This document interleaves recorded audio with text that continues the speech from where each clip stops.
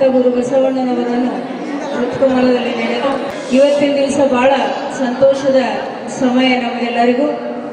ಶರಣರು ನಮಗಾಗಿ ವಚನ ಸಾಹಿತ್ಯವನ್ನು ಉಳಿಸಿಕೊಟ್ಟಿದ್ದಾರೆ, ನಾವು ಅದನ್ನು ಬಳಸ್ಕೊಳ್ಬೇಕಾಗಿದೆ. ಇದರಲ್ಲಿ ನಾನು ಯಾವತ್ತೂ ಕೂಡ ಬಸವಣ್ಣನವರ ಸಾಕ್ಷಿಯಾಗಿಯೇ ಎಲ್ಲ ಕೆಲಸಗಳನ್ನು ಮಾಡ್ತಾ ಬಂದಿದ್ದೆ. ಇವತ್ತಿನ ದಿವಸ ಬಸವಣ್ಣನವರ ಸಾಕ್ಷಿಯಾಗಿ ಇಷ್ಟಲಿಂಗ ದೀಕ್ಷೆ ನಾವು ಇವತ್ತ ಚೆನ್ನಬಸವಪಟ್ಟ ಪರಮ ಪೂಜ್ಯ ಬಾಲಕೆ ಚೆನ್ನಬಸವಪಟ್ಟ ದೇವರಿಂದ ಇಷ್ಟಲಿಂಗ ದೀಕ್ಷೆ ಆಯಿತು. ಇನ್ನು ಮೇಲೆ ಬಹು ದಿವಸದ ಅವರಿಂದ ಎಣ್ಣೆ ದೀಕ್ಷೆ ತಗೊಂಡಿದ್ದೀನೋ ಅವತ್ತಿನಿಂದನೂ ಕೂಡ ನನಗೊಂದು ಬಯಕೆ ಇತ್ತು. ಏನಂದ್ರೆ ಈ ಒಂದು ಕಾವ್ಯ ಹಾಕ್ಕೊಳ್ಬೇಕು, ಅವರಂಗೆ ಆಗಬೇಕು ಅಂತಕ್ಕಂಥದ್ದು. ಆ ದೀಕ್ಷೆ ತಗೊಂಡ ನಂತರ ಆ ಬಯಕೆ ಇಲ್ಲಿ ತನಕ ಪುರುಸೊತ್ತಾಗಲಾರ್ದಷ್ಟು ಕೆಲಸಗಳಿದ್ವು, ಧರ್ಮ ಪ್ರಚಾರದ ಕಾರ್ಯಗಳಿದ್ವು, ಮರೆತು ಹೋಗಿದ್ವಿ. ಆದ್ರೆ ಈಗ ನನಗೆ ಆರೋಗ್ಯ ಸರಿ ಇರೋದಕ್ಕಿಂತ ಮೊದಲೂ ಕೂಡ ನಾನು ಕಾವ್ಯ ತಗೊಳ್ಬೇಕು ಅಂತ ಬಹಳ ಪ್ರಯತ್ನ ಮಾಡಿದೆ. ಅದು ಯಾವುದ್ಯಾವುದೋ ಕಾರಣದಿಂದ ಆಗಲಿಲ್ಲ.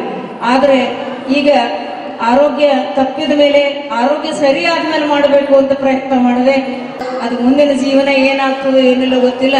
ಆದ್ರೆ ಇವತ್ತಿನ ಜೀವನದಲ್ಲಿ ನಾನು ನನ್ನ ಈ ಒಂದು ಬಯಕೆಯನ್ನು ಈಡೇರಿಸಿಕೊಳ್ಬೇಕು. ಇದು ಮತ್ತೇನಲ್ಲ, ಹೊಟ್ಟೆ ಬದಲಾವಣೆ ಇರ್ಬೋದು ಅಷ್ಟೇ, ಆದ್ರೆ ನನಗಿದು ಪರಮ ಭಾಗ್ಯ ಅಂತ ನಾನು ಅನ್ಕೊಂಡಿದ್ದೆ. ಯಾಕಂದ್ರೆ ಇವತ್ತಿನ ದಿವಸ ಇದು ನಾನು ಬಹಳ ಜನ ಅಂದ್ರು, ನಿಮಗೇನು ಬಿಳಿ ಬಟ್ಟೆ ಮೇಲೆ ಗೌರವ ಸಿಕ್ಕಿಲ್ಲ ಅಂತ ಕಾವಿ ತಗೋತೀರೇನ್ರಿ ಅಂತ ಕೇಳಿದ್ರು. ಅದಕ್ಕೆ ನಾನು ಅಂದೆ, ಭವಿಷ್ಯ ನನ್ನಷ್ಟು ಬಿಳಿ ಬಟ್ಟೆ ಮೇಲೆ ಒಬ್ಬ ಹೆಣ್ಣು ಮಗಳಾಗಿ ಯಾವುದೇ ಮಠ ಪೀಠ ಸ್ಥಾಪನೆ ಮಾಡದೇನೆ ದೊಡ್ಡ ದೊಡ್ಡ ಕರ್ನಾಟಕದ ಬಸವ ತತ್ವ ಜಗದ್ಗುರುಗಳ ನಡುವೆ ಪಕ್ಕದಲ್ಲಿ ಕುಳಿತುಕೊಂಡು ಅನುಭವ ನೀಡಿದ್ದ ನಾನು ಒಬ್ಬಳೆ ಅಂತ ನಾನು ಬಹಳ ಹೆಮ್ಮೆಯಿಂದ ಬಸವಣ್ಣವ್ರಿಗೆ ಕೃತಜ್ಞತೆ ಸಲ್ಲಿಸ್ತೀನಿ. ನನ್ನ ಗೌರವದಲ್ಲಿ ನಮ್ಮ ಸ್ವಾಮೀಜಿಗಳಾಗ್ಲಿ ಶರಣರಾಗ್ಲಿ ಯಾರೂ ಕೊರತೆ ಮಾಡಿಲ್ಲ. ಈ ಕಾವಿ ಧರಿಸುವುದು ನಾನು ಗೌರವಕ್ಕಾಗಿ ಅಲ್ಲ ಅಂತ ಮೊದಲನೇ ಮಾತನ್ನು ತಿಳ್ಕೊಳ್ಳೋದು, ನನ್ನ ಆತ್ಮತೃಪ್ತಿಗಾಗಿ, ಈ ಬಯಕೆಗಾಗಿ. ಯಾಕಂದ್ರೆ ಇದೊಂದು ತ್ಯಾಗದ ಸಂಕೇತ, ಮತ್ತೇನಲ್ಲ. ಕಾವ್ಯ ಹಾಕೊಳ್ಳೋದು ಅನ್ನೋದು ತ್ಯಾಗದ ಸಂಕೇತ. ನಾನು ಮೊನ್ನೆ ಯಾರೋ ಕೇಳಿದ್ರು, ಯಾಕ್ರೆ ಕೊರೆ ಕಾವ್ಯ ಹಾಕೋತಿದ್ರು, ವಯಸ್ಸಾಯ್ತಲ್ರಿ ಬಿಳಿ ಬಟ್ಟೆ ಹೋಗ್ಕೊಳಕ್ಕಾಗಲ್ಲ ಅಂತ. ಬಿಳಿ ಬಟ್ಟೆ ಸ್ವಚ್ಛ ಮಾಡೋಕ್ಕಾಗಲ್ಲ, ಅದಕ್ಕೆ ಹಾಕೊಂಡಿನಿ ಅಂತ ಹೇಳಿದೆ. ಆದ್ರೆ ಅದೆಲ್ಲ ಮಜಾಕಿ ಮಾತಾಡಿದ್ರು ಕೂಡ ಇವತ್ತಿನ ದಿವಸ ಇದೊಂದು ಬಯಕೆ ಇತ್ತು ನನಗೆ. ಅಪ್ಪ ಬಸವಣ್ಣನವರ ಸನ್ನಿಧಿಯಲ್ಲಿ ಅದೇನು ಸಂಕಲ್ಪನೋ ಏನೋ ಕೆಲವೊಂದು ಮುನ್ಸೂಚನೆಗಳು ಇರ್ತವೆ, ನಿಮ್ಗೆಲ್ಲ ಗೊತ್ತು. ಎಲ್ಲರಿಗೂ ಹಾಡು ಬರ್ತದಲ್ಲ, ಬಸವನಿನ ಮಡಿಲೆ ಮಗು, ಅವತ್ತೇ ನಾನು ಬರೆದಿದ್ದೆ. ಈ ನಿನ್ನಿಂದ ಲಿಂಗ ದೀಕ್ಷೆ ಪಡೆಯುವ ಆಸೆ, ಕಣ್ತುಂಬಿ ನಿನ್ನನ್ನು ನೋಡುವ ಆಸೆ ಅದು. ಅದಕ್ಕಾಗಿ ಅದೊಂದು ನುಡಿ ಎಲ್ಲರೂ ಹೇಳೋಣ ಅಲ್ಲಿ ತನಕ ಎಲ್ಲ. ಬಸವ ನಿನ್ನ ಮಡಿಲ ಮಗು ಆಗುವ ಆಸೆ, ಮಲಗುವ ಆಸೆ. ಬಸವ ನಿನ್ನ ಮಡಿಲ ಮಗು ಆಗುವ ಆಸೆ, ಮಲಗುವ ಆಸೆ.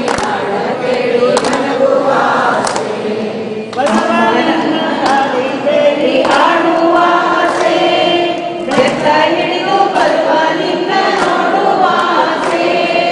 ಬಸವ ನಿನ್ನ ಕಾಡಿ ಬೇಡಿ ಆಡುವ ಆಸೆ, ಬೆತ್ತ ಹಿಡಿದು ಬರುವ ನಿನ್ನ ನೋಡುವ ಆಸೆ. ಅಮ್ಮನಾಗಿ ಬಾರೋ ನೀನು ಕಾಡಿ ಬೇಡುವೆ, ಅಮ್ಮನಾಗಿ ಬಾರೋ ನೀನು ಬೇಡಿ ಓಡುವೆ. ಬಸವ ನಿನ್ನ ಮಡಿಲ ಮಗು ಆಗುವ ಆಸೆ, ನಿನ್ನ ಲಾಲಿ ಹಾಡ ಕೇಳಿ ಮಲಗುವ ಆಸೆ. ನಿನ್ನಿಂದ ಲಿಂಗ ದೀಕ್ಷೆ ಪಡೆಯುವ ಆಸೆ, ಕಣ್ತುಂಬಿ ನಿನ್ನನ್ನು ನೋಡುವ ಆಸೆ. ನಿನ್ನಿಂದ ಲಿಂಗ ದೀಕ್ಷೆ ಪಡೆಯುವ ಆಸೆ, ಕಣ್ತುಂಬಿ ನಿನ್ನನ್ನು ನೋಡುವ ಆಸೆ. ಅರನಾಗಿ ಕೂಡೋ ಕರಸ್ಥಲದೊಳಗೆ, ಗುರುವಾಗಿ ಹಸ್ತವಿಡೋ ಮಸ್ತಕದೊಳಗೆ. ಅರನಾಗಿ ಕೂಡೋ ಕರಸ್ಥಲದೊಳಗೆ, ಗುರುವಾಗಿ ಹಸ್ತವಿಡೋ ಮಸ್ತಕದೊಳಗೆ.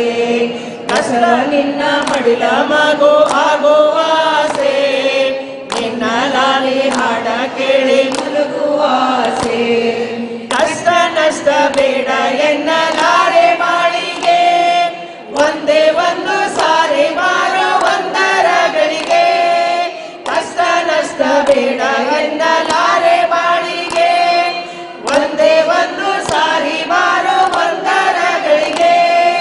ಮಾತಾಡೋ ಬಸವ ನಾ ನಿನ್ನ ಶಿಶುವ, ಬಿಡಬೇಡೋ ಕೈಯ ಬೇಡುವೆ ನಭವ. ಜೋ ಜೋ ಜೋ ಜೋ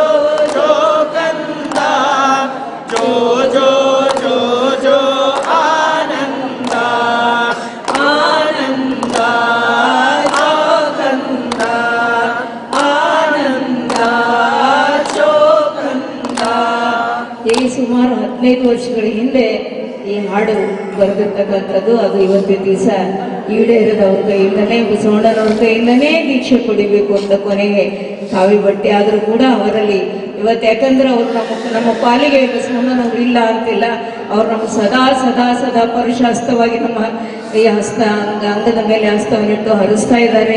ಇವತ್ತಿಗೂ ಕೂಡ ಅವರು ತ್ರಿಕಾಲದಲ್ಲಿಯೂ ಕೂಡ ಆದರೆ ಅಂದು ಇದ್ರು ಇಂದು ಇದ್ರು ಮುಂದೂ ಇರ್ತಾರೆ. ಅದಕ್ಕಾಗಿ ಅವರ ಹಸ್ತದಿಂದ ಇವತ್ತು ಉಳ್ಬೇಕು ಅಂತಕ್ಕಂಥ ಭಾವ ತುಂಬಿ ಇವತ್ತಿನ ದಿವಸ ನಾನು ಅವರ ಹಸ್ತದಿಂದಲೇ ಕಾವಿಯನ್ನು ಧರಿಸಿದ್ದೇನೆ. ಇದು ಅಹಂಕಾರ ಅಲ್ಲ, ಬಸವಣ್ಣನವರಲ್ಲಿ ಶರಣಾಗತಿ ಅಂತ ತಿಳ್ಕೋಬೇಕು ಅಂತಕ್ಕಂಥ ಭಾವನೆಯಿಂದ ನಾನು ಕೇಳ್ತಾ ಇದ್ದೇನೆ. ಶರಣ ಬಂಧುಗಳೇ, ನಾವಾಗಲಿ ನೀವಾಗಲಿ ಪರಮ ಪೂಜ್ಯರಾಗಲಿ ಉಂಡು ಹುಟ್ಟು ಹೋಗ್ಲಿಕ್ಕಾಗಿ ಬಂದವರಲ್ಲ ಇಲ್ಲಿಗೆ. ಯಾವುದೋ ಒಂದು ಮಣಿ ಹೊತ್ತು ನಾನೊಂದು ಕಾರಣ ಮರ್ತಕ್ಕೆ ಬಂದೆನು ಅಂತ ಬಸವಣ್ಣನವರು ಹೇಳ್ತಾರೆ. ಬಸವಣ್ಣ ಮಣಿ ಹೊತ್ತು ಬಂದವರು ಅಂತ ನಮ್ಮ ಅಲ್ಲಮ ಪ್ರಭುಗಳು ಹೇಳ್ತಾರೆ. ಅವರಷ್ಟೇ ಅಲ್ಲ ಶರಣ ಬಂಧುಗಳೇ, ನಾವು ನೀವುಗಳಲ್ಲಿ ಸೇರಿರ್ತೀವಲ್ಲ, ನಾವೆಲ್ಲರೂ ಕೂಡ ಮಣಿ ಹೊತ್ತು ಬಂದಿದ್ದೇವೆ. ಅವರು ಯಾಕೆ ಮಣಿ ಹೊತ್ತು ಬಂದಿದ್ರೆ, ಈ ಮರ್ತಲೋಕವನ್ನು ಬೆಳಗಬೇಕು ಅಂತ ದೀಪ ಹಚ್ಚಕ್ಕೆ ಬಂದಿದ್ರು. ನಾವು ಆ ದೀಪ ಎಂದೆಂದೂ ನಂದದಂತೆ ಕುಡಿಬಾರದಂತೆ ಮತ್ತೆ ತೈಲ, ನಮ್ಮ ಜೀವನ ತೈಲವನ್ನು ಹಾಕಿ ಅದಕ್ಕೆ ಮತ್ತೆ ಪರಮ ಬೆಳಕು ಈ ನಾಡಿನಲ್ಲಿ ಹರಡುವಂತೆ ಮಾಡಲಿಕ್ಕೆ ನಾವು ಬಂದಿದ್ದೇವೆ. ನಾನು ಒಂದೇ ಈ ಒಂದು ಕಾವಿ ಧರಿಸಿದ ನಂತರ ಒಂದು ವಾಕ್ಯವನ್ನು ನಾನು ತಮಗೆಲ್ಲರಿಗೂ ಹೃದಯ ತುಂಬಿ ಕೇಳಲಿಕ್ಕೆ ಇಷ್ಟಪಡ್ತಾ ಇದ್ದೇನೆ. ಅಂದ್ರೆ ಇದು ನಿಮಗೆ ಮುಗಿಬಾರ್ದು, ಈ ಧರ್ಮ ಪಾಲನೆ ನೀವೇನು ಮಾಡ್ತಾ ಇದ್ದದ್ದು ನಿಮಗೆ ಮುಗಿಬಾರ್ದು. ದಯವಿಟ್ಟು ನಿಮ್ಮ ಮಕ್ಕಳಿಗೆ ನಿಮ್ಮ ಆಸ್ತಿ ಪಾಸ್ತಿಯನ್ನು ಹೆಂಗೆ ಬಿಟ್ಟು ಹೋಗ್ತಿರೋ ಹಾಗೆ ಬಸವ ಧರ್ಮದ ವಚನ ಸಾಹಿತ್ಯದ ಆಸ್ತಿಯನ್ನು ಅವರ ಕೈಯಲ್ಲಿ ಕೊಡಬೇಕು. ಮಕ್ಕಳೇ, ನೀವು ಆಸ್ತಿ ಗಳಿಸಿದ್ರು ಚಿಂತೆ ಇಲ್ಲ, ಬಂಗಾರ ಬೆಳ್ಳಿ ಕೊಡದಿದ್ರೂ ಚಿಂತೆ ಇಲ್ಲ. ನೀವು ಈ ಧರ್ಮ ಪಥದ ಮೇಲೆ, ಬಸವ ಪಥದ ಮೇಲೆ, ಬಸವಣ್ಣನೇ ಧರ್ಮಗುರು, ನಮ್ಮ ಆರಾಧ್ಯ ದೈವ ಅಂದರೆ ಇಷ್ಟಲಿಂಗ ಅಂತ ತಿಳ್ಕೊಂಡು, ವಚನ ಸಾಹಿತ್ಯವೇ ನಮ್ಮ ಧರ್ಮ ಗ್ರಂಥ ಅಂತ ತಿಳಿದು 3 ಹೆಜ್ಜೆ ಮೇಲೆ ನಡಿಲಿಕ್ಕೆ ಮಕ್ಕಳಿಗೆ ನಿಮ್ಮ ಮಕ್ಕಳ ಪರಂಪರೆ, ನಿಮ್ಮೆಲ್ಲ ಖಾನ್ದಾನ ಏನಂತೀವಿ ನಾವು, ಆ ಪರಂಪರೆಗೆ ಹಾಕಿದ್ರೆ ಸಾಕು ನಮ್ಮ ಜೀವನ ಸಾರ್ಥಕ ಆಗ್ತದೆ ಅಂತಕ್ಕಂಥ ಮಾತನ್ನು ಈ ಸಂದರ್ಭದಲ್ಲಿ ಹೇಳ್ತಾ, ಈ ಶರಣರು ತಮ್ಮ ಪ್ರಾಣ ಬಲಿದಾನ ಕೊಟ್ಟಿದ್ದಾರೆ. ಈ ನಾವು ಪ್ರಾಣ ಬಲಿದಾನ ಕೊಡೋದಿಲ್ಲ, ಸಮಯ ಬಲಿದಾನ ಕೊಡಬೇಕಷ್ಟೆ. ನಮಗಾಗಿ ಏನೇನೆಲ್ಲ ಸಮಯ ಮಾಡ್ತೀವಿ, ಈಗ ಜನರ ಹತ್ರ ಬಹಳ ಸಮಯ ಇದೆ. ಅದಕ್ಕೆ ದಿನ ಒಂದು 5 ವಚನ ಓದ್ತಕ್ಕಂಥದ್ದು, ಲಿಂಗ ಪೂಜೆ ಮಾಡ್ತಕ್ಕಂಥದ್ದು, ಬಂದವರಿಗೆ ಆಧಾರದ ಶರಣು ಸಲ್ಲಿಸ್ತಕ್ಕಂಥದ್ದು, ಎಲ್ಲರೊಂದಿಗೆ ಪ್ರೀತಿಯಿಂದ ಇರ್ತಕ್ಕಂಥದ್ದು. ನಮ್ಮನ್ನು ನೋಡಿ ಬಸವಣ್ಣನವರನ್ನು ನೋಡ್ತಾರೆ ಜನ, ಹೊರತಾಗಿ ಬಸವಣ್ಣನವರನ್ನು ನೋಡಿ ನಮ್ಮ ನೋಡಕ್ ಬರೋದು. ನಾವು ಹೆಂಗಿದ್ದೀವಿ ಅಂತ ನೋಡ್ತಾರೆ. ನಾವು ಹೆಂಗಿದ್ದೀವಿ, ಟ್ರೈನಲ್ಲಿ ಕೂತಾಗ ಹೆಂಗಿರ್ತೀವಿ, ಬಸ್ಸಿನಲ್ಲಿ ಕೂತಾಗ ಹೆಂಗಿರ್ತೀವಿ, ಮನ್ಯಾಗ ಹೆಂಗಿರ್ತೀವಿ, ಅಕ್ಕಪಕ್ಕದವ್ರ ಜೊತೆ ಹೆಂಗಿರ್ತೀವಿ ಅನ್ನೋದು ನೋಡಿ ನಮ್ಮನ್ನು ಅಳದು ಇವರು ಬಸವ ಭಕ್ತರು ಅಂದ್ರೆ ಭಕ್ತರಲ್ಲಿ ಇಷ್ಟ ಅದಂದ್ರೆ ಬಸವಣ್ಣವ್ರು ಹೆಂಗಿರ್ಬೇಕು ಅಂತ ನೋಡ್ಲಿಕ್ಕೆ ಬರ್ತಾರೆ. ಅದಕ್ಕಾಗಿ ವಚನ ಸಾಹಿತ್ಯ ಓದುವ ಮುನ್ನ ನಮ್ಮನ್ನು ಓದ್ತಾರೆ ಜನ ಅಂತ ತಿಳ್ಕೊಂಡು ನಾವು ಪ್ರತಿಯೊಂದು ಹೆಜ್ಜೆ ಹೆಜ್ಜೆಯಲ್ಲಿಯೂ ಕೂಡ ನಾವು ಹೆಂಗೆ ಬದುಕಬೇಕಂದ್ರೆ ಥೇಟ್ ಬಸವಣ್ಣವ್ರು ಬದುಕಿದಂಗೆ ಬದುಕಬೇಕು, ಬಸವಣ್ಣವ್ರು ಇದ್ದಂಗೆ ನಾವು ಇರಬೇಕು. ಆ ರೀತಿಯ ನಡೆ ನುಡಿ ನಮ್ದಾಯ್ತು ಅಂತ ಕೇಳಿದ್ರೆ ನಾವು ಏನು ಕೇಳಲಿಕ್ಕಂಥದ್ದಿಲ್ಲ. ಅದಕ್ಕಾಗಿ ಸ್ವತಂತ್ರ ಧರ್ಮ ಆಗೋದು ಕೂಡ ಏನು ತಡ ಆಗೋದಿಲ್ಲ. ನಮ್ಮೆಲ್ಲರ ಸಂಕಲ್ಪ ಆಗಲಿ ಅಂತಕ್ಕಂಥ ಮಾತನ್ನು ಹೇಳ್ತಾ, ಇವತ್ತು ಹೃದಯ ತುಂಬಿ ಪರಮ ಪೂಜ್ಯರು ಬಂದಿದ್ದಾರೆ. ನೀವೆಲ್ಲ ಹಾರೈಸಿರುವ ಸುಗ, ನೀವೇನು ತಂಬಿಗೆಯಲ್ಲಿ ನೀರು ಮುಟ್ಟಿಕೊಟ್ಟಿರಲಿಲ್ಲ, ಅದು ನೀರು ನನಗೆ ಪಾದೋದಕ್ಕಾಯಿತು. ನೀವೆಲ್ಲರೂ ಮುಟ್ಟಿಕೊಟ್ಟಿರ್ತಕ್ಕಂಥ ಪಾದೋದಕದಿಂದ ಇವತ್ತು ನನ್ನ ಸ್ನಾನನೂ ಆಯಿತು. ಅದರಿಂದನೇ ಇವತ್ತಿನ ದಿವಸ ನಾನು ಸ್ನಾನ, ಲಿಂಗ ಪೂಜೆ, ವಚನ ಪಠಣ ಇವುಗಳೆಲ್ಲದರ ಮುಖಾಂತರವಾಗಿ ಪರಮ ಪೂಜ್ಯರ ಸಮ್ಮುಖದಲ್ಲಿ ಇವತ್ತಿನ ದಿವಸ ಕಾವಿಯನ್ನು ಧರಿಸಿದ್ದೇನೆ. ಇದು ನೀವು ಒಂದು ಮಾತು ಕೊಟ್ಟರೆ ಗೌರವಕ್ಕಾಗಿ ಕಾವಿಯನ್ನು ಹಾಕ್ಕೊಂಡಿಲ್ಲ, ಇದು ಕೇವಲ ಆತ್ಮತೃಪ್ತಿಗಾಗಿ ಬಸವಣ್ಣನವರ ಸೇವೆ ಇನ್ನೂ ಗಟ್ಟಿಗೊಳ್ಳಲಿ ಅಂತಕ್ಕಂಥ ಭಾವನೆಯನ್ನು ಮಾಡಿದ್ದೇನೆ ಅಂತಕ್ಕಂಥ ಭಾವನೆಯನ್ನು ತಮಗೆಲ್ಲರಿಗೂ ಕೂಡ ತಿಳಿಸ್ತಾ, ತಮ್ಮೆಲ್ಲರ ಶ್ರೀಚರಣಕ್ಕೆ ಹೃದಯ ತುಂಬಿ ಸಾಷ್ಟಾಂಗ ಶರಣಗಳನ್ನು ಸಲ್ಲಿಸ್ತಾ, ನೀವು ಒಂದೇ ಇವತ್ತು ಐಕ್ಯ ಮಂಟಪದಲ್ಲಿ ಕೇಳಬೇಕು, ಏನಂತ ಕೇಳಬೇಕು, ನನಗಾಗಿ ಒಂದು ಪ್ರಾರ್ಥನೆ, ನಿಮಗೆ ಪ್ರಾರ್ಥನೆ ನಾನು ಕೇಳ್ತಾ ಇದ್ದೇನೆ. ಇವತ್ತು ಜೋಳಿಗೆ ಹಿಡಿದು ನಿಮ್ಮ ಹತ್ರ ಬರ್ತಾನೆ. ನಿಮ್ಮ ಎಷ್ಟು ಸಾಧ್ಯನೋ ಅಷ್ಟು ಧರ್ಮ ಪ್ರಚಾರಕ್ಕಾಗಿ ಅಕ್ಕನವರಿಗೆ ಸಲ್ಲಲಿ, ಅಕ್ಕನವರ ಮುಖಾಂತರ ಬಸವಣ್ಣನವರಿಗೆ ಸಲ್ಲಲಿ ಅಂತ ಈ ಧರ್ಮ ಪ್ರಚಾರಕ್ಕಾದ ಜೋಳಿಗೆ ಇವತ್ತು ನಮ್ಮ ರಮೇಶ್ ಅಣ್ಣವ್ರು ಇದು ಕೊಟ್ಟರು, ನಮಗೆ ಧರ್ಮ ಗ್ರಂಥ ಕೊಟ್ಟರು. ಈ ಧರ್ಮ ಗ್ರಂಥದ ಬಗ್ಗೆ ಉತ್ತಂಗಿ ಚೆನ್ನಪ್ಪರು ಅವತ್ತೇ ಹೇಳಿದ್ದಾರೆ. ಹಿಂದಿನಿಂದಲೂ ಕೂಡ ನಮ್ಮ ಸ್ವಾಮಿಗಳಿಗೆ ಧರ್ಮ ದೀಕ್ಷೆ ಕೊಡುವಾಗ ಕರುಣಾಸಿ ಚನ್ನಬಸವಣ್ಣನವರ ಕರುಣಾಸಿಯ ಬಸವಣ್ಣನವರ ಶಟಸ್ಥಲದ ವಚನಗಳು, ಅಲ್ಲಮ ಪ್ರಭು ದೇವರ ಪದಮಂತ್ರ ಗೋಪೆ 3 ಗ್ರಂಥಗಳನ್ನು ಕೊಟ್ಟರೆ ಇದ್ರ ಮೇಲೆ ನಡೀರಿ ಅಂತ ಅವ್ರು ಹೇಳ್ತಿದ್ರು ಅಂತ. ಅವು 3 ಗ್ರಂಥಗಳನ್ನು ಕೂಡಿಸಿ ಒಂದೇ ಗುರುವಚನ ಗ್ರಂಥ ಮಾಡಲಾಗಿದೆ. ಅದರಲ್ಲದ ಇವತ್ತು ಆ ಗ್ರಂಥವನ್ನು ನನ್ನ ಜೋಳಿಗೆಗೆ ಹಾಕಿದ್ದಾರೆ. ಅದರಂತೆ ನಾನು ನಡೀತೀನಿ, ಉಳಿದ ದಿನಗಳು ಎಷ್ಟೇ ದಿನ ಇರಲಿ ನಾನು ಅದರಂತೆ ಬದುಕ್ತೀನಿ ಅಂತಕ್ಕಂಥ ಮಾತನ್ನು ಈ ಸಂದರ್ಭದಲ್ಲಿ ಹೇಳ್ತಾ, ನೀವು ನನಗಾಗಿ ಒಂದೇ ಒಂದು ಪ್ರಾರ್ಥನೆಯನ್ನು ಮಾಡಬೇಕೇನೆಂದ್ರೆ, ಇದ್ದಷ್ಟು ದಿನ ಅಕ್ಕನವರು ಧರ್ಮ ಪ್ರಚಾರ ಮಾಡ್ತಾನೆ ಇರಲಿ, ಕೊನೆ ಉಸಿರು ಕೂಡ ಧರ್ಮ ಪ್ರಚಾರ ಮಾಡ್ತಾನೆ ಹೋಗ್ಲಿ ಅಂತಕ್ಕಂಥ ಒಂದು ಆರೋಗ್ಯವನ್ನು ನೀವು ನನಗೆ ಕೇಳ್ರೆ, ಆಯುಷ್ಯ ಕೇಳಬೇಕಾಗಿಲ್ಲ. ಆಯುಷ್ಯ ಎಷ್ಟಿದ್ದೀನೋ ಅಷ್ಟಿರ್ತದೆ, ಅದರ ಆರೋಗ್ಯ ಕೇಳಿ ನಾನು ಒಂದು ದಿನಾನೂ ಕೂಡ ಧರ್ಮ ಪ್ರಚಾರ ಇಲ್ಲಂದರೆ ಬದುಕಬಾರ್ದು ಅಂತಕ್ಕಂಥದ್ದು ನನ್ನ ಸಂಕಲ್ಪ ಅದ. ಅಂತ ಒಂದು ಧರ್ಮ ಪ್ರಚಾರ ಮಾಡಬೇಕು.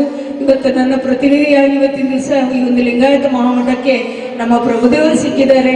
ನನ್ನ ನಂತರದಲ್ಲಿ ಈಗ ಪ್ರಭುದೇವರಿಗೆ ಅಕ್ಕನ ಜಯಂತಿಯ ಸಂದರ್ಭದಲ್ಲಿ ಅವರಿಗೂ ಕೂಡ ಕಾವಿ ಈ ಒಂದು ಜಂಗಮ ಸೇವಾ ದೀಕ್ಷೆಯನ್ನು ಕೊಡಲಾಗ್ತದೆ ಅಂತ. ಅದಕ್ಕೆ ಗಟ್ಟಿಗೊಳ್ಳಲಿ ಅಂತ ಕಾವಿ ದೀಕ್ಷೆ ಕೊಡೋದು ಅದಕ್ಕಂದ್ರೆ ಗಟ್ಟಿಗೊಳ್ಳಲಿ, ಇಲ್ಲ ಅಂದ್ರೆ 2 ದಡ್ಡಿ ಮೇಲೆ ಕಾಲಿಟ್ಟಾಗಿರ್ತದೆ.